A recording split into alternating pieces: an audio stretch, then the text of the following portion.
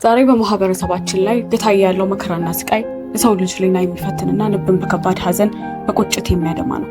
ምንም የማያውቁ በሰላም ወጥተው በሰላም መግባት ብቻ የሚመኙ ንጹሃን ወገኖቻችን ያለ ጥፋታቸው የዚህ እኩይ ሴራ ሰለባ ሆነው ህይወታቸውን ማጣታቸው መላውን ህዝብ እጅግ አሳዝነው።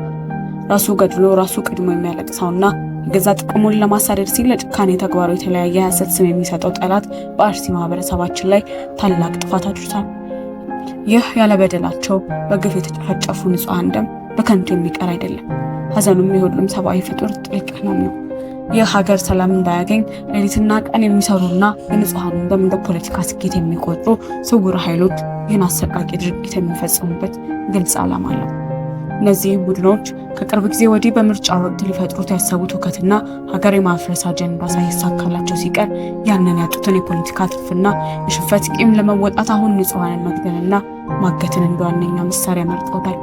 በዘመናት መካከል አብሮ በኖረው ህዝብ መካከል የማይሻር የጥል ግድግዳ ለመገንባት የሃይማኖት ተቋማትን በማቃጠል ግጭት ለመቀስቀስ ይሞክራሉ። ድርጊቱንም በሃይማኖት ላይ የተነጣጠረ ለማስመሰልና የህዝቡን አቅጣጫ ለማስቀየር ይሮጣሉ። ከጀርባ ሆነው ይህን የጥፋት ክር የሚጎትቱት እንደ ጀዋር መሐመድና መሰሎቻቸው ያሉ አካላት ራሳቸው በትልቅ ምቾት ውስጥ እየተዝናኑ ንጹሃንን ግን ለገዛ የፖለቲካ ስልጣንና ጥቅማቸው ማስፈጸሚያነት እየገደሉና እያስገደሉ ይገኛሉ።